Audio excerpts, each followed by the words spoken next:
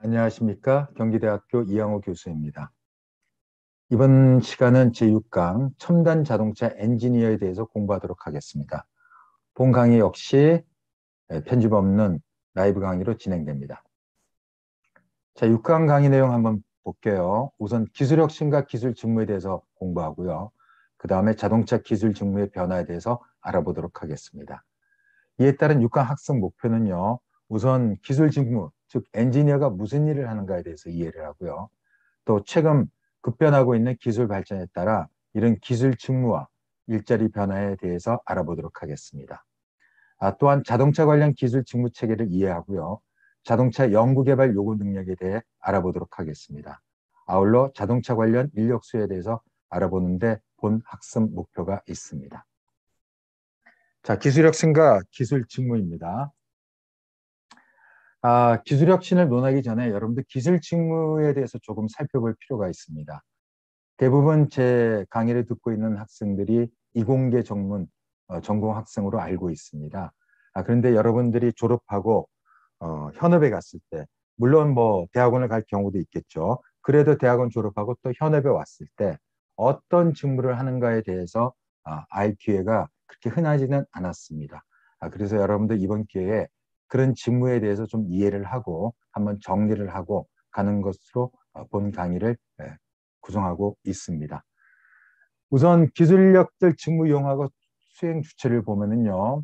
우선 기술 인력들이 소위 말해서 엔지니어가 돼서 이제 회사를 갔어요. 그럼 어떤 일을 하느냐? 우선 연구 개발 및 설계를 합니다. 요건 잘 아시다시피 연구소 같은 데서 뭐 기술 개발을 한다든가 제품 개발을 한다든가 뭐 디자인 또 설계를 한다든가 이게 있고요. 되게 요새는 연구소뿐만 아니라 현업에서도 기술 기획팀이라는 부서가 있습니다. 그런 데서 또 하기도 하고 있습니다. 그 다음에 생산 및 공정 관리에 많이 투입이 되죠. 아시다시피 우리나라 자체 산업 자체가 아직까지도 여전히 제조업 베이스가 굉장히 강합니다. 그 얘기인즉슨 우리나라를 대표하는 대기업들이 다 제조업을 갖고 있죠. 그래서 대개는 기술직들이 생산 및 공정 관리에 투입이 돼서 근무를 하는데요. 대개 뭐 공정 관리, 품질, 생산 기술 관리뿐만 아니라 최근에는 보건 안전 관리도 중요한 이슈 중에 하나입니다. 그다음에 이제 제품을 설계해서 만들고 이제 나왔어요. 나오면 어떻게 해요? 이게 그때도 말씀드렸듯이 안전 기준과 어떤 규격과 산업 표준 등에 적합한가를 평가하고 관리를 해야 됩니다. 그러기 위해서는 시험 평가 검증 업무가 있습니다. 그래서 여기에 보시면은 측정 분석, 시험 평가 검증, 뭐 테스트 이런 일들이 있고요. 그다음에 이러한 일들을 하는데 지원하는 업무에 가깝습니다. 이거는 뭐냐 하면은 복잡하고도 다기능을 가진 그런 커다란 설비나 장치들이 많습니다. 생산 현장에 가면은 개발 장비 같은 것도 있고 생산 장비도 있고 뭐 평가 장비도 있고 그렇습니다. 이러한 것을 다루는 것도 또 다른 하나의 중요한 분야가 됩니다. 그래서 이러한 대형 장비나 설비 등을 설치, 시운전하고 또 정비, 유지 보수하는 것도 중요하죠. 이러한 업무는 이러한 기술 활동에 있어서 support activity, 즉 지원적 활동이라 할 수 있습니다. 여러분들 제 1강에서 숙제로 기업의 가치 활동 공부하라고 했었죠? 다 하셨어요? 아이고, 다 하셨네요. 정말 감격스럽습니다. 우리 학생들 너무 착하고 훌륭하고 감사합니다. 예, 거기 보시면 지원적 활동 중에 하나가 이러한 이 설치 정비를 통한 뭐 시운전, 유지보수 등이 있습니다. 그 다음에 이것을 각각 수행하는 주체를 우선 볼게요. 엔지니어, 공학기술사, 공학기능사가 있네요. 요거는요, 그냥 숙련성에 얼만큼 잘 알고 익숙한가에 대한 또 전문 지식이 있나에 대한 정도에 대한 이 등급이라고 보시면 돼요. 이게 뭐 꼭 자격증으로 이루어지는 건 아니지만은 일반적으로 회사나 연구소에 가시면 이렇게 구분을 합니다. 즉 공학기능사, 이건 되게 연구보조원이라고 그러죠. 그 다음에 공학기술사, 되게 연구원급 보시면 돼요. 그 다음에 이제 엔지니어라는 표현을 쓰는데 또는 요거는 선임연구원 또는 책임연구원이라고 그러는데 책임연구원이 더 높습니다. 대개. 그래서 대개 선임연구원급 이상 되면은 엔지니어라는 칭호를 붙이고 합니다. 요거는 이제 올라갈수록 숙련, 전문성, 학력, 지식이나 경험 등이 더 높다고 보시면 되고요.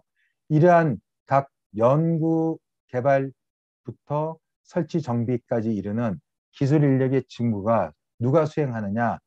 자, 그거를 여기에 빨간 글씨로 설명해 놓은 겁니다. 특히 이제 연구개발 설계는 엔지니어 공학기술자, 공학기능사도 뭐 수행한다고 돼 있고요. 다음에 생산 쪽은 공학기능사, 공학기술사, 엔지니어도 일부 이제 들어오기도 한다고 돼 있고요. 시험 평가도 공학기능사, 공학기술자가 주로 수행하고 설치 정비도 기술기능사, 공학기술자도 수행한다 이렇게 돼 있는데 이런 거는 뭐라 그럴까요?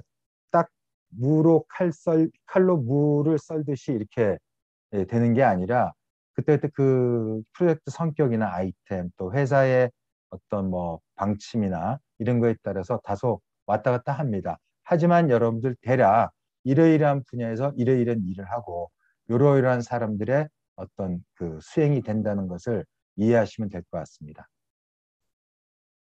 자, 기술 인력 직무를 좀 더 자세히 볼게요. 이제 가장 사실은 여러분들 좀 눈여겨볼 게 몇 가지 있는데 아까 말씀드린 것 외에 플러스로 이 의외로 큰 게 컨설팅 및 관리입니다. 벌써 컨설팅 앤 매니지먼트가 들어갔죠. 여러분들 사실 기술 인력이라 할지라도 2명 이상이 모이는 이상 대개 팀 단위로 이루어지죠. 그게 뭐 단순하게 서너 명일 수도 있고 뭐 수십 명 경우에 따라 뭐 수백 명 있을 수도 있어요. 조직이 큰 데는. 이미 여기는 기술을 다루고 있다 하더라도 뭐가 있어요? 매니지먼트가 들어가 있습니다. 결국 2명 이상이 모이는 그 순간 매니지먼트는 필요합니다. 사실은. 그때도 한 말씀드렸죠. 기술도 사람이 하는 겁니다. 사실은. 그래서 그런 부분에서 관계되는 업무들이 많은데요. 뭐 프로젝트 관리, 그다음 경영행정, 기획, 프로그램 관리, 컨설팅 요게 이제 상당히 상위 파트에 있는 겁니다. 소위 말해서 기술 관리자, 경우에 따라 기술 임원들이 하는 일들이 많죠. 그다음에 설계 및 기술 개발 아까 좀 찾아봤고요. 상산 및 공정관리 아까도 우리가 알아봤죠. 그다음에 이제 다른 사업 기능인데 이게 또 재밌는 거예요. 의외로 내가 기술직으로 들어가고 연구소에 있어도 회계하고 재무 일을 할 경우가 있습니다. 왜? 연구비를 관리해야 되잖아요. 물론 회계나 재무의 전문 파트가 회사의 다른 곳에 있어도 원천적인 행위를 여기서 해서 올리게 됩니다. 그래서 여러분들 보이지 않게 회사나 또는 연구소 이런 데 가시면은 연구비 관리 뭐 이런 것도 굉장히 큰 일이에요, 사실은. 예, 그렇게 알아두시고요. 교육훈련 내가 받기도 하고 신입들 가르치기도 합니다, 사실은. 그 다음에 눈여겨볼 게 하나가 마케팅 및 판매입니다. 최근에 이쪽 인력들이 많이 늘어나는데요. 특히 이제 IT 파트에 가더라도 IT 관련해서 기술 마케팅이 굉장히 뭐라 그럴까요? 고숙련의 소위 말해서 하이테크를 요하는 분야 중에 하나입니다. 이게 나가서 그냥 영업하는 거 아닙니까? 다릅니다, 사실은. 이 기술이라는 거는 어느 정도의 상당한 전문성이 있어야 되고요. 그 다음에 그 기술을 필요하는 클라이언트의 대화에는 그 클라이언트가 요구하는 걸 정확히 찾아내고 정의 내려줄 수 있는 그러한 높은 수준의 안목과 전문성이 필요합니다. 그래서 요새는 이쪽에 기술 마케팅 쪽에 처음에 뭐 들어와서 이렇게 뭐 설교도 하고 생산도 하고 하다가 매니지먼트를 거쳐서 이쪽으로 진출하는 경우도 굉장히 많습니다. 예를 들어서요. 하이테크 분야 중에 하나가 신약 개발을 하는 바이오 분야입니다. 근데 바이오 분야에 되게 기술 마케팅 누가 하냐? 대부분 박사급들이 합니다. 그러니까 외국에 이렇게 이 기술 마케팅 하는 바이오 분야 그런 분들 명함을 딱 받아보면은 PhD 슬래시 MBA라고 돼 있는 사람이 있어요. 그 사람들은 뭐냐? 원래 바이오 쪽에 박사를 받았어요. 그리고 그 박사학위 받은 상태에서 다시 경영학 석사 과정 가서 경영학을 공부했다라는 걸 알리기 위해서 이렇게 하는 경우가 있습니다. 여기서 보듯이 아무리 기술 분야라도 하이테크이기 때문에 그 기술 마케팅에는 상당히 높은 수준의 전문성을 가진 사람이 한다. 요건 잊지 말고 한번 기억해 두세요. 그다음에 다른 기술 직무에서 뭐 측정 및 분석 우리가 아까 먼저 전장에서 봤죠. 평가 검증까지 봤고요. 설치 유지 보수도 봤고 뭐 탐사 exploration인데 이거는 주로 기술 조사나 여러분들 이것도 있어요.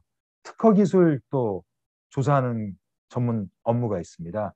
주로 지식재산권 특허 조사도 하고 거기에 따라서 다시 특허 출원도 하고 이런 것도 탐사에서 많이 하기도 하고요.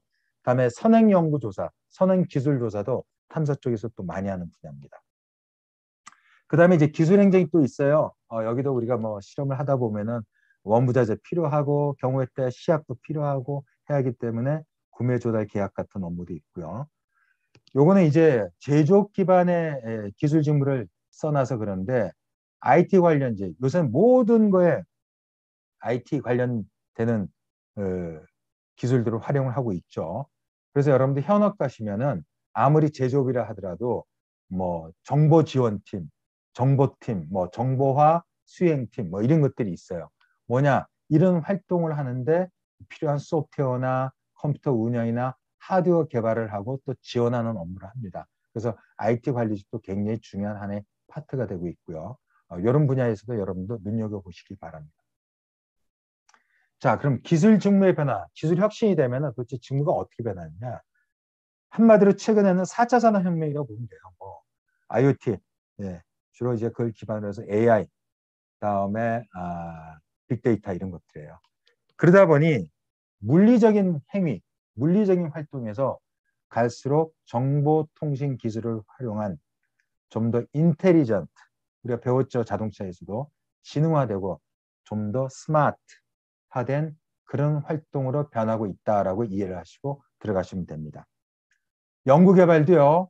과거에는 가운 입고 실험실에서 막 뭐 끓이고 뭐 테스트하고 부시고 막 또 측정하고 그랬어요.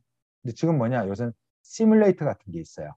가상으로 이제 컴퓨터 시뮬레이션 해가지고 여러 번 반복했을 때 상태가 어떤가를 보고 있고요. 그다음에 이제 이걸 위해서 인포메틱스가 필요합니다. 이게 뭐냐면 정보과학이라고 보시면 돼요. 정보과학. 여기 있는 이제 인공지능과 데이터가 있는데 이런 것들을 활용해서 다양한 경우의 수로 분석을 하는 그런 업무를 많이 합니다. 이 수리적 모델도 하고요. 거기서 이제 통계 기법도 쓰기도 하고 이 시뮬레이터 이용해서 나온 결과를 다시 또 분석하기도 하고 그런 거고요. 그 다음에 이제 요새는 이제 3D 입체원적으로 좀 분석하는 게 있고, 그다음에 증강현실, 가상현실 등등등으로 갈수록 이런 지능화, 스마트화되고 있다고 보시면 돼요. 예를 들어서 여러분들 신약 개발하는 바이오 분야에서는요, 과거에 이제 주로 이제 물리적 실험, 뭐 어떤 세포를 갖고 분석하고 이런 것도 있지만은 그동안 축적된 데이터를 가지고 인공지능을 활용해서 분석을 통해서 어떤 특정 유전자의 기능을 규명하고 그거를 또 조작할 수 있는 신약을 찾는 그런 분야가 있습니다. 그게 뭐냐? 바이오 인포메틱스입니다. 최근에 글로벌 신약사들이 이쪽으로도 많이 연구를 하고 있어요. 거기에 기반이 되는 거는 데이터와 인공지능이다. 이렇게 하시면 되겠고요. 이 연구 개발 파트에서도 연구 지원 활동은 자꾸 자동화로 인력이 자꾸 감소되고 있는 그런 추세고 앞으로도 그럴 것으로 예상하고 있습니다. 그다음에 이제 생산 및 공정 관리, 시험 평가 및 검증, 정비 및 유지 보수. 요게 이렇게 쓱 선이 없어졌네요. 왜 그러느냐? 이제는 자동화되면서 하나로 통합되는 추세입니다. 즉 생산 공정 관리나 품질 관리, 안전 관리가 자꾸 자동화로 대처가 되고요. 시험 평가 검증도 이제 옛날에 나왔던 완제품을 뭐 부셔가지고 막 뭐 테스트하고 뭐 측정하고 이게 아니라 시뮬레이터나 데이터를 활용해서 분석을 합니다. 그러니까 데이터 자체를 보고 어떤 상황인가 판단을 해서 교정을 하고 이런 쪽으로 자꾸 가고 있다는 거예요. 그러니까 기존에 물리적으로 하던 시험 평가 검증이나 정비 유지 보수 등은 업무 축소에 따라 이쪽 인력은 다른데 전환 배치, 다른 쪽으로 가야 되는 거죠. 좀 더 인텔리전트대로 간다든가 또 그런 상황에서는 필요한 다른 기능 쪽으로 가고 있다는 겁니다. 그러니까 최근에는 가장 큰 건 뭐냐? 이렇게 일이 이루어졌다 보니까 요 생산 공정과 시험 평가 및 검증, 정비 및 유지 보수가 하나로 통합돼요. 어떻게? 생산 과정에서 이미 품질 관리가 돼 있고 시험 평가가 이렇게 생산하면 시험 평가 결과는 어떻게 될 것이다. 이렇게 자꾸 나온다는 거예요. 그러니까 수시로 리얼타임으로 이런 활동들이 하나로 통합되고 패러럴하게 동시로 지금 진행되는 그런 형태로 진화하고 있다고 합니다. 또 한 가지 이제 정비 유지 보수는 어떻게 합니까? 설치 정비 유지 보수는요, 원격으로 전환하고 있고요. 외부 전문가의 담당할 가능성이 높다라고 되어 있는데 실제로 그렇게 가고 있습니다. 누구한테? 되게 대형 장비고 대형 설비다 보니 이걸 공급한 회사들이 원격으로 이걸 모니터링하고 관리를 해줍니다. 경우에 따라 때가 되면 지들이 문제가 생기면 지들이 알아서 와요. 완전 스톱하고 고장나기 전에 어떤 분야에서 어떤 가능성이 있으니까 이걸 내가 좀 고쳐드릴게요 해서 손보러 오기도 하고 또 경우에 따라 소프트웨어로 해결되는 거는 원격으로 다 관리를 해버립니다. 그러니까 그거를 담당하는 인력들이 필요해야 안 필요해요. 예, 줄게 되는 거죠. 그 다음에 이제 기계 조작도 우리가 좀 볼게. 이것도 자동화됐다 하더라도 과거에는 어때요? 어떤 스틱 같은 거 이렇게 잡고 막 하는 거 기억나요? 예, 그런 식으로 하던 게 이제 이게 자체도 원격 조작으로 가요. 자동 모니터링하고 이 소수의 인력만 10명이 했었으면 이제 한두 명이 그냥 그 기계 자체로 전체 통제하고 모니터링하고 제어하기만 합니다. 그렇게 되고요. 그 다음에 정밀하고 정교한 거는 주로 어디로 가요? 로봇이 현장을 담당합니다. 이런 식으로 가고 있습니다. 여기 이제 기계 조작은 굳이 보면은 관제에 가깝죠. 여러분들 지난 시간에 제가 숙제 드렸죠? 유튜브 보라고. 보셨어요? 예? 뭐? 오징어 게임 또 봤다고? 아니죠? 잘했어요. 예. 기계 조작하는 게 뭐냐? 그때 자율주행도 관제가 있었죠? 예, 원격으로 이렇게 관제를 했어요. 그런 개념으로 이해하시면 됩니다. 다음에 새로운 신규 업무가 이제 나오고 있네요. 역시 데이터 사이언스가 발달함에 따라서 데이터 과학자가 많이 나옵니다. 즉 빅데이터 기반으로 해서 이 데이터 과학자가 나오고요. 이제는 아까도 로봇으로 많이 대체된다고 그랬죠. 그러니까 로봇 관리 통제는 로봇 코디네이터, 뭐 로봇 관제사 뭐 이렇게 볼 수 있겠어요. 그런 쪽으로 직무가 자꾸 등장하고 있다고 보시면 됩니다. 자, 기술의 진보와 일자리 변화, 요거 한번 좀 생각해보고 갈 필요가 있어요. 왜냐하면 우리가 결국은 내가 지금 이 순간 열심히 공부하고 뭐 앞으로 더 공부해서 대학원 가고 해서 한다는 거는 미래에 어딘가 내가 써먹고자 하는 거고 중요한 건 이걸 여러분이 써먹고자 하는 거를 필요로 하는 수요처가 있어야 되는 거예요. 그런 차원에서 일자리 변화 방향을 한번 볼 필요가 있습니다. 결국 4차 산업혁명을 비롯해서 이렇게 기술의 혁신이 일어나면요. 기존의 직무 변화와 숙련 구조를 급격히 변화시킬 수밖에 없습니다. 우리가 전 과정에서 바로 전 슬라이드에서 보고 왔잖아요. 그러면 뭐냐? 이게 특정 공장, 특정 기업, 또 특정 산업 이럴 게 아니라 전체적으로 일자리 구조, 즉 고용 구조를 변화시킬 수밖에 없습니다. 왜 그러느냐?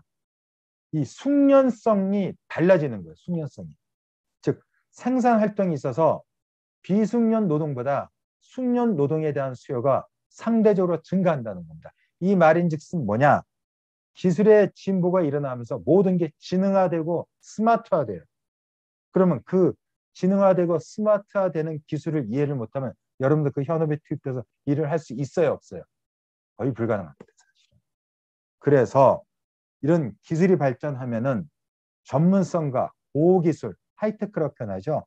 그런 일자리에 대한 수요는 늘어나는데 반복되고 기능적이고 단순한 일자리는 어때요? 줄어들 수밖에 없습니다. 이게 커다란 역사적인 하나의 교훈이고 이미 이렇게 증명이 됐어요. 언제? IT 정보화 혁명을 거치면서 우리가. 그러면 이제 이게 어떤 결과를 갖고 오느냐?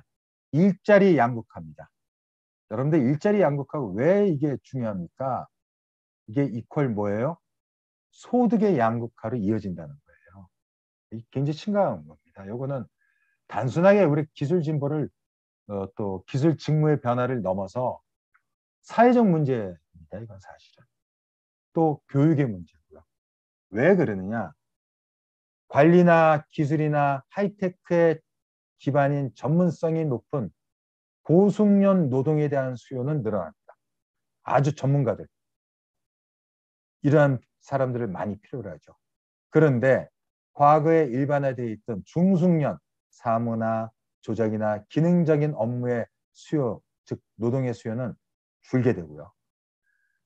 반면 이 저숙련 단순 노무가 있어요. 단순한 직무들. 여러분들 제가 직접 그 얘기는 안 할게요. 비하하는 의도가 아니기 때문에 단순한 것들 있죠. 단순 서비스업 같은 거.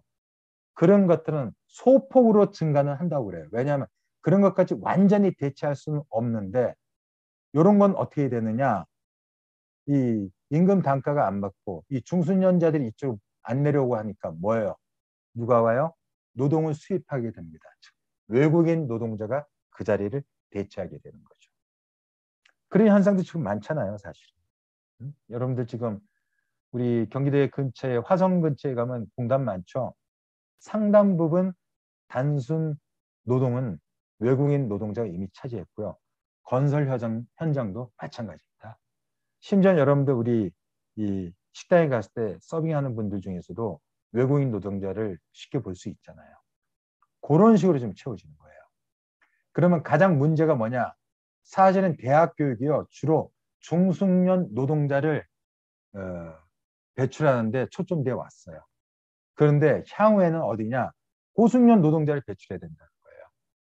여기서 첫 번째 뭐예요? 대학 교육부터 상당히 바뀌어야 된다는 과제를 갖고 있습니다. 사실은. 저도 대학에 몸담고 있는 사람 중에 한 명으로서 책임감을 느끼고요. 어쩌면 그 작은 출발선상에서 이런 강의를 만들었습니다. 지금 고숙련 노동에 대한 수요와 이 노동 수요와 공급의 미스매치라고 그럴까요? 그런 현상은 전 세계적으로 일어나고 있습니다. 뭐냐? AI다, 빅데이터다, 실리콘밸리, 뭐 선진국, 우리나라도 똑같습니다. 이게 제대로 된 전문 인력을 찾을 수가 없어요. 여기저기 수요처는 많은데 정말 몸값이 천정부지로 오르고 구하기가 힘든 거예요. 그런데 중숙련 노동자는 넘쳐납니다. 이 사람들은 뭐예요? 일자리를 찾을 수가 없어요. 여기에 그래서 제가 어떻게 보느냐. 향후에는 대학 교육부터 고숙련 노동에 적합할 수 있는 기본 자질이라도 키우고 나가야 된다는 거예요. 무슨 말인지 아시겠죠, 여러분들? 그래서 이러한 어떤 이 노동 수요의 변화는요, 결국 나중에 일자리 양극화를 만들고, 일자리 양극화는 뭐예요? 소득의 양극화를 가져올 수 있다. 또 이런 현상들을 여러분들 이해하고 스스로를 역량 개발과 경력 개발을 해 나가시기 바랍니다. 그럼 기술 인력의 일자리 변화 한번 볼게요. 연구나 엔지니어링 업무는 비정형 업무예요. 비정형이란 건 뭐예요? 반복되지 않고 단순하지는 않다는 거예요. 그래서 요거는 소멸되기보다는 기술 변화에 따라 수행하는 직무의 변화와 새로운 형태의 직무가 생성될 것이다 라고 보고 있고요. 특히 여러분들이 필요한 능력은 뭐? 복잡한 인지와 의사소통, 문제 해결 능력 등의 요구가 증대된다는 거예요. 이거는 역사적으로 IT 혁명을 겪으면서 우리가 인류가 배워왔던 하나의 사실입니다. 실증된 거예요. 그래서 다시 한번 올라갈게요. 여기 고숙련 노동, 관리, 여러분들 매니지먼트 능력도 있어야죠. 그 다음에 기술적 전문성이 있어야죠. 이 전문은 또 뭐냐? 특정 산업이나 분야에 대한 전문적 지식이 또 있어야 돼요. 그래서 이런 형태로 복잡한 인지와 의사소통, 문제 해결 능력 등이 앞으로 중요한 경쟁력이 될 겁니다. 자, 자동차 기술 직무의 변화에 대해서 한번 이번에 알아볼게요. 우리나라는 NCS라는 게 있어요. 그 국가 직무 능력 표준이라고 내셔널 컴피턴스 스탠다드라고 있는데 요거는 주로 고용노동부 산하에 거기서 이제 주로 이런 것들을 연구를 하고 발표를 합니다. 즉 산업 현장에서 직무를 수행하는 데 필요한 능력, 이 능력은 뭐냐? 지식과 기술과 태도를 얘기합니다. 요거를 표준화시켜서 국가가 공표를 해줍니다. 되게 여기 하나의 가이드라인이 돼요. 어떤 직무를 선택하고 또 거기에 필요한 능력을 키우는데, 그 다음에 캐코라는 게 있어요. 이건 뭐냐면은 우리나라 고용 직업 분류로 코리아 Employment Classification of Occupation입니다. 즉 직업 분류인데 이건 공통화된 직업은 뭐 여러 가지 있겠죠. 그런데 이제 국가가 표준화된 명칭 또 표준화된 어떤 하나의 그 직업명을 여기서 공표를 합니다. 그래서 그거하고 매칭시켜놓은 자동차 연구개발 직무 체계입니다. 기본적으로 과거엔 기계가 있었죠. 자동차에서 뭐 쭉 이렇게 파란 거 따라오시면 돼요. 그 다음에 자동차 재료도 중요하다고 그랬죠. 그래서 금속 재료, 금속 엔지니어링, 재료 설계 이렇게 돼 있어가지고 돼 있고요. 이제는 이제 전기전자가 공식적으로 들어왔습니다. 이게 2020년도에 공식적으로 이게 지금 공표를 했는데 이제 자동차 분야가 기계 재료를 넘어 뭐 전기전자가 되고 전자기기가 들어가 있네요. 그래서 전자부품, 커넥티드카 개발로 돼서 여러분들 여기를 주목하셔야 돼요. 전자부품 하드웨어 또 소프트웨어, 커넥티드카 소프트웨어, 커넥티드카 컨텐츠도 들어가 있네요. 그래서 이러한 것들이 우리 자동차 연구 개발직에 맞는 직무 체계고요. 거기에 따라 직업명은 뭐가 있어요? 넓게 기계공학 기술자 및 연구원, 금속재료공학 기술자 및 연구원, 전자공학 기술자 및 연구원. 여기는 명시되어 있지 않네요. 아직까지도 이거는 좀 더 진화와 변화를 보겠다는 얘기인데 제가 봤을 때는 그냥 소프트웨어 기술자 및 연구원 뭐 이렇게 들어갈 수도 있고 이젠 컨텐츠도 컨텐츠 기술자 및 연구원 이렇게 갈 수도 있죠. 그런 거는 제 개인적 의견이니까 너무 또 야 그래요 이러지 말고 그런 방향성을 갖고 나올 가능성이 있다 정도로 이해하시면 되겠습니다. 자, 그럼 자동차 연구 개발 요구 능력이 뭐냐? 자, 요구 지식과 요구 스킬이 있네요. 지식은 이제 어떻게 보면은 여러분들의 그 knowledge, 즉 학교에서 배우고 또 스스로가 축적한 하나의 뭡니까? 지식 체계를 얘기하고요. 이 스킬은요, 행위적인 거라고 보면 돼요. 직접 구체적으로 뭐뭐뭐를 할 줄 알아야 된다라고 하는 거를 요구 스킬이라고 보시면 됩니다. 자, 자동차 연구개발 요구 능력에서 보면은 이것도 부품 설계, 공정 설계, 시제품 제작, 시제품 시험 평가. 요거는 뭐냐? 이렇게 내려올수록 가치 활동의 체계네요. 이것도.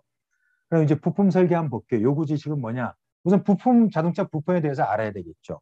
단 이제는 과거는 기계적 부품만 알았었는데 이때까지 배워왔죠? 뭐 전기, 전자, 그죠? 소프트웨어 이런 것들도 이제 알아야 되겠고요. CAD 작동이 독해. 여러분들 이거 뭐 따로 설명 안 드릴게요. 컴퓨터 기반 설계 능력이죠. 그다음에 프로그래밍 언어. 프로그래밍 언어도 알아야 되는데 이제 부품 설계하는데 데이터 기반 설계 이런 것들이 이제 요구 지식이고요. 스킬은 아무래도 이제 CAD 활용 작동법, 뭐 공차 분석법, 시뮬레이션 결과 분석, 데이터 해석 및 예측. 뭔가 과거 부품 개발자하고는 좀 다른 느낌이 나네요. 그런 게 보시면 되겠고요. 공정 설계는 이제 생산 공정을 얘기합니다. 공정 시스템 구축, 공정부 설비의 기능, 설비 사용서 작성 같은 게 요구 지식이고 FMEA 분석 및 적용. 요거는요. Failure Mode and Effects Analysis라고 되어 있는데 바로 다음 슬라이드에서 자세히 설명드릴게요. 요거는 주로 품질 관리하고 관계 있는 겁니다. 공정 능력 산출 분석, 검정이나 교정, 뭐 검정이라는 측정해서 하는 거고 교정은 잘못됐으면 이렇게 바로 잡는 거죠. 검교정 장비 적합성 분석 이런 것들이 있네요. 그다음 시제품 제작에는 생산 공정 지식하고 개발 제품에 대한 지식이 있네요. 생산 공정 설계 능력, 부품 표준 능력, 치공구 활용. 여기 치공구는 뭐냐면요. 설비 외에 자잘한 이렇게 도구들이 있어요. 생산 현장에서 쓰는 거. 그게 이제 그것도 단순한 어떤 도구라기보다는 특정 목적을 가진 좀 높은 그 지식과 성능이 높은 거에 중요한 민감한 장비들을 다룰 수 있는 또 공구들이 있습니다. 그런 것도 활용 능력을 얘기합니다. 시제품 시험 및 평가는 부품에 맞는 시험 장비, 다음에 시험 평가 주요 항목, 검구 치구 관련 지시, 시뮬레이션 활용 지시, 데이터 활용 지시. 거기에 따라서 필요한 요구 스킬은 다 여기 있고요. 여기에 MSN이나 SPC도 다음 슬라이드에서 좀 더 자세히 설명을 드리겠습니다. 근데 여기 쭉 지식이나 스킬들을 쭉 보면요. 공통적으로 필요한 게 있나요? 아니면 이걸 꼭 알아야지만 요러요러한 분야. 이게 사실은 너는 항상 평생 부품 설계만 해. 너는 평생 공정 설계만 해. 그럴 것 같아요? 아니에요. 여러분들 여기 다 넘나들게 돼 있습니다. 그럼 기반이 되는 게 뭐냐? 딱 세 가지로 봅니다.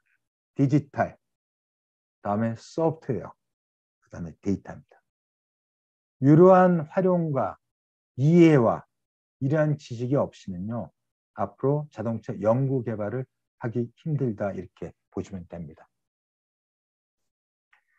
자, 제가 품질관리 용어 해설이라고 되어 있는데 아까 몇 개의 약자가 나왔죠. FMEA, Failure Mode and Effect Analysis입니다. 요거는요, 제품 개발 및 공정 프로세스상에서 발생 가능한 고장, 페일러죠. 네, 결함이죠. 고장과 이러한 고장으로 인해 야기될 수 있는 위험을 구조화해서 사전에 예측해서 방지하는 거예요. 그러니까 설계, 공정, 품질 등 각 분야에서 발생할 수 있는 또는 내포된 문제를 개발 초기 단계부터 제거하고 그러한 목적으로 만든 하나의 품질 관리 기법입니다. 그러니까 예를 들어서 if then 그래서 이제 이런 거에 따라서 시뮬레이션이 필요하겠죠. 왜? 이건 제대로 한다 하더라도 뭐 예상치 못한 상황에서 문제가 발생했을 때 빨리 교정이 가능해야 되겠죠. 그래서 if if 이러면 then 어떻게 한다라는 걸 가지고 미리 개발 초기 단계부터 이런 리스크를 제거하는 하나의 품질 관리 기법입니다. 이것도 관련된 프로그램들이 다 나와 있고요. 대신 이 프로그램 법령화라기보다는 특정 아이템이나 특정 산업에 특화되어 있는 것들이 많이들 나와 있습니다. MSN은 Measurement System Analysis예요. 이것도 사실 FMEA 이게 다 따로 노는 게 아니라 다 연결돼 있어요. 이게 뭐냐면요. 측정값을 얻기 위해 사용되는 전체 공정으로 측정되는 특성치의 값을 구하기 위해 투입되는 투입물, 작업, 절차, 게이지 및 기타 장비, 소프트웨어 및 인력 모든 거와 산출물의 총합을 얘기합니다. 이게 뭐냐면 쉽게 말해서 이것도 품질 관리인데 투입되는 부분과 산출되는 부분에서 측정할 수 있는 모든 것을 우리가 다시 한번 측정을 해보는 거예요. 미리. 이건 왜 하느냐? FMEA하고 좀 비슷한 내용들인데 측정의 오류 변동을 제거해서 안정화시키고 신뢰성을 확보하기 위한 품질 관리 기법입니다. 즉 뭐냐? 요거는 제품 자체, 공정이나 제품 자체에 어떤 실패가 있다 그러면 이건 측정 자체가 잘못될 수도 있는 거예요. 우리가 뭔가를 측정하는데 그게 항상 측정이 맞다고 할 수 없죠. 그래서 측정 자체를 정확히 하기 위해서 이것도 중요한 과정이죠. 왜? 어떤 제품이 제대로 나왔는데 측정이 잘못돼서 이게 실패가 돼. 뭐 이런 경우는 그나마 좀 낫다고 쳐. 불량품이 나왔는데 측정이 잘못돼서 이게 합격이 돼. 여러분들 민감한 자율차의 부품이 그런 게 있다. 어떻게 되겠어요? 심각할 수 있겠죠. 그래서 이 측정 자체를 정확히 하기 위해서 하는 기법이라고 보시면 돼요. 다음에 SPC라고 있어요. Statistical Process Control. 요거는 이제 통계적 자료. 여러분들 조금 이제 벗어나서 말씀드리면 여러분 빅데이터 얘기 많이 하죠. 그죠? 빅데이터. 빅데이터도 무엇을 어떻게 왜 하느냐가 굉장히 중요합니다. 그냥 데이터 많으니까 이거 빅데이터입니다. So what? 뭘 볼 건데? 어떤 의미를 찾을 건데? 그래서 앞으로 여러분들에게 많이 권해드리는 거는 이 통계적 프로세스 컨트롤에 대해서 그런 마인드와 또 최소한 그런 관련되는 분석 툴 정도 하나 정도는 좀 알고 계시는 게 좋을 듯합니다. 즉 뭐냐? 데이터가 자꾸 축적되면 이 통계 자료와 이 베이스로 해서 뭔가 분석 기법이 필요합니다. 이 분석 기법은요, 단순하게 뭐가 어떻더라 이런 게 아니라 뭐 구조 방정식이다. 이런 식으로 복잡한 연결 상태에서 그 구조를 밝히는 게 굉장히 중요하고 거기로부터 중요한 인과관계, 커절리티라고 합니다. 그걸 발견하는 게 굉장히 중요합니다. 그걸 베이스로 하는 활동을 뭐라고 그래? SPC라고 얘기합니다. 즉 통계적 자료와 분석 기법으로 품질과 공정의 상태를 파악하여 원하는 상태로 생산이 되도록 관리하는 공정 품질 유지 활동과 개선 활동이다 이랬는데 제가 말씀드린 아까 통계적인 얘기 말씀드렸죠. 구조를 밝힌다, 인과관계를 밝힌다. 이건 축적된 데이터가 우선 있어야 되고요. 앞으로도 축적될 데이터가 축적되는 대로 계속 실시간으로 분석 가능한 그런 활동들이 전제가 되어야 됩니다. 그래서 공정의 이상이 발생하는 것을 사전에 탐지하고요. 이에 따라서 이걸 제거하거나 사전에 예방하는 그런 품질 관리입니다. 요게 이제 쉽게 말해서 통계적 그 능력들이 많이 필요하고요. 요건 단순하게 품질 관리를 넘어서 그래서 빅데이터 얘기 많이 하는데 저는 그래요. 결국은 이 빅데이터가 쌓여 있으면은 이 빅데이터도 우리가 활용을 못하면요. 그냥 빅데이터일 뿐이에요. 뭐요? Not significant입니다. 그렇게 유의미하지가 않아요. 그럼 significant, 즉 유의하게 어떤 의미를 있으려고 하면은 이게 무엇을 어떻게 왜라는 부분에 답을 할 수 있는 모델링이 굉장히 중요합니다. 여러분들. 앞으로 소프트웨어를 개발하든가 경우에 따라 또 매니지먼트를 한다. 또는 소비자 행동을 안다. 중요한 거는요. 그걸 규명할 수 있는 액체 설계, 즉 모델링이 굉장히 중요하고요. 여기에 대해서도 여러분들 꾸준한 노력과 역량과 마인드를 형성해 가기 바랍니다.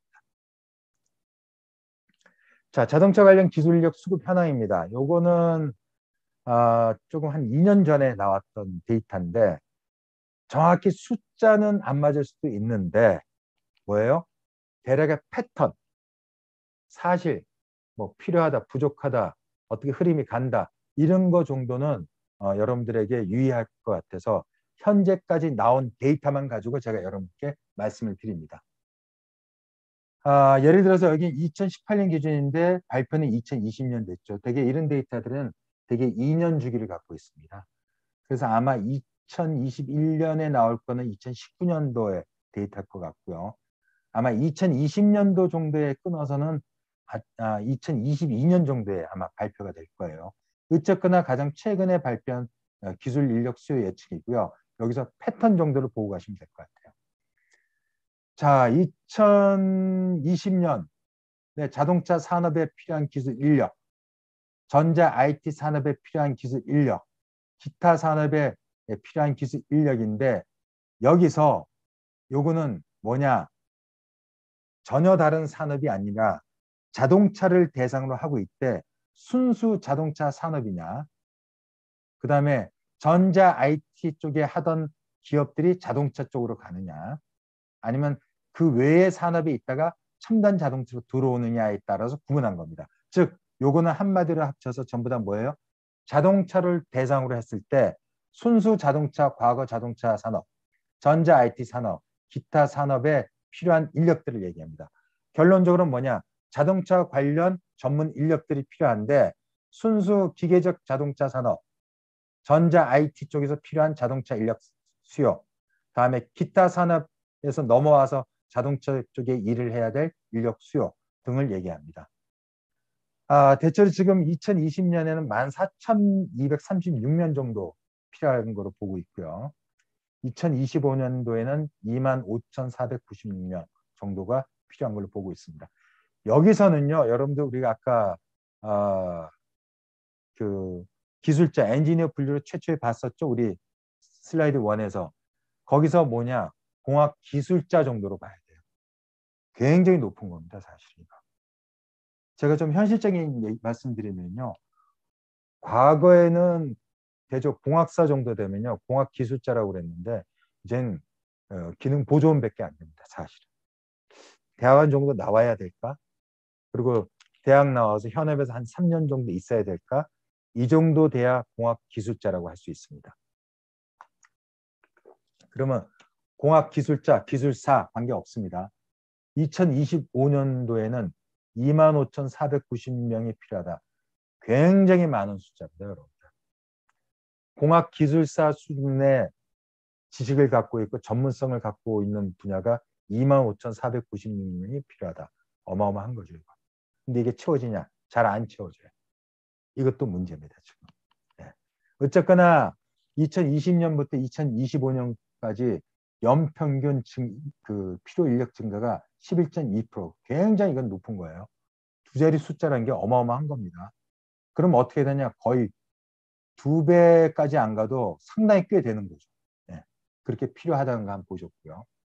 그런데 2018년 기준으로 우리나라 기술 인력에 부족한 인력들이 굉장히 많대요. 왜 되느냐? 아까도 말씀드렸듯이 기업이 원하는 인력과 또 기업에 공급하는 주로 대학일 수가 있겠죠. 대학이나 사회에서 공급을 하는데 그 인력들의 역량이 갭이 있는 거라. 그러니까 못 뽑는 거예요. 안 뽑는 거예요, 기업이. 사람은 필요한데 사람이 없어. 응? 이쪽은 어때? 일자리는 필요한데 일자리에 뭐 역량이 안 돼. 이게 지금 심각한 겁니다, 우리나라에. 예. 어쨌거나 2020년에 발표된 상위 10대 부족 인력입니다. 볼게요. 상위 10대 직업에서 부족한 인원이 전체 100으로 봤을 때 46.7%가 부족하대요. 그러니까 결국 충원할 수 있는 거는 그저 한 60%치 않는 한 3% 정도밖에 안 되는 거죠. 그러니까 이렇게 할게요. 10명이 필요하면은 자리에 한 5, 6명은 충원이 되고 나머지 뭐예요? 4명이나 5명 부족한 거야. 이렇게 이해하시면 돼요. 그 10대를 보면 굉장히 많죠. 전기 전자 부품이 제품 조립원 이것도 부족하네요. 와, 이것도 많네. 7.8%. 응용 소프트웨어 개발자 7.5%. 이것도 크네. 그리고 뚝 떨어져 금속 가공 기계 조작원 4.9%. 자동차 부분품 조립원 4.7%. 기계공학 기술자 및 연구원 4.6%. 플라스틱 제품, 전자공학, 전자부품, 화학공학, 시스템 소프트웨어 전체로 자 보세요. 상위 10대 부족 인력들이 해당되는 분야가 자동차에게 직접 간접적으로 다 관계가 있습니다. 그죠? 그러니까 이게 지금 인력은 부족한데 쓸만한 사람이 없고 그럼 어떻게 돼요? 여러분들이 쓸만한 사람이 되면 됩니다. 앞으로 시간은 많고 기회는 많습니다. 여러분들 어차피 이 얘기인즉슨 뭐냐? 여러분들이 이 분야에 어느 정도 역량을 채워놓으면은 갈 때는 많다는 거예요. 무슨 말인지 아시겠죠? 자, 자동차 기술 인력 수요 예측을 한번 볼게요. 요거는 그때 나온 건데 아까도 다시 한번 얘기하겠지만은 정확히 이 숫자가 맞지는 않을 수도 있지만 이 패턴 정도를 보시라는 거예요. 패턴 정도. 주로 이제 보는데 그린카 분야에는 연구 개발하고 생산 기술 생산직 다 많이 필요하네요. 요거. 스마트카도 설계 디자인, 이게 많네요. 의외로. 그다음에 연구 개발직. 생산 기술직은 그래도 필요하네요. 이거는 골고루 필요하고 그다음에 인프라 쪽 품질 관리나 뭐 여러 가지가 있겠죠. 거기도 이 정도 필요하고 전체적으로 어때요? 이렇게 삐죽한데 이런데 딱 거가지고 보면은 연구개발, 생산기술, 그다음에 설계 디자인 이것도 연구개발이죠. 넓게 보면 연구개발, 생산기술, 품질관리. 이쪽의 인력들이 상당히 앞으로 많이 2025년까지 필요하고요. 사실은 그 후에는 어떻게 됩니까? 더 필요하겠죠. 왜? 2025년 자율주행 상용 서비스 하겠다고 그랬고 2027년 우리나라 정부가 공공기술 7대 공공 분야에 자율차를 시범 서비스 하겠다고 그랬잖아요. 그러니까 이런 인력들은 더더욱 필요하다. 이렇게 보시면 되겠어요. 요거 패턴을 보라고 그랬습니다. 네. 자, 여기까지 하고 우선 또 이번 강의에 숙제를 내야 되겠죠? 하루가 다르게 변화가는 기술 발전에 나는 무엇을 준비하고 있는가? 여러분 뭘 준비하고 있어요? 지금 준비하고 있죠? 네. 그다음에 필요한 역량과 지식은 무엇일까 한번 생각해 보시고요. 내가 준비할 것이 무엇인가 한번 생각해 보세요. 예, 지금 준비하고 있다고요? 왜요? 제 수업 듣는다고요? 아이고 훌륭합니다. 이건 그냥 여러분들 이거는 처음에도 말씀드렸듯이 하나의 이정표 또는 표지판을 드리는 것뿐입니다. 예, 여러분들 잘 여기서부터 열심히 가는 게 중요합니다. 다음 10년은 나는 어떤 분야에서 일을 하고 있을까? 여러분들 10년 몇 살인가 한번 생각해 보고요. 그리고 회사에서 이 순간 기술 직무 분야에서 어떻게 경력을 개발하고 어디를 향해 가고 있을까? 요거 지금부터 계획하셔야 됩니다. 무슨 말인지 아시겠죠? 네, 그렇게 하시고. 다음에 요거 좀 기술적으로는 품질 관리 용어의 추가적인 내용 한번 찾아서 알아보세요. 요거는 품질 관리 용어는요. 주로 뭐 제조나 기계나 전자, 전기, 그다음에 소프트웨어도 이게 필요하고요. 그다음에 산업공학, 그다음에 경영학에서도 이걸 합니다, 여러분들. 그래서 그렇게 한번 찾아서 알아보시기 바랍니다. 자, Q&A는 뭐 이메일로 주고받도록 하시고요. 6강 여기까지 하시고 오늘 참고 문헌입니다. 그럼 여러분들 수고하셨고 다음 강의 때 뵙도록 하겠습니다. 감사합니다.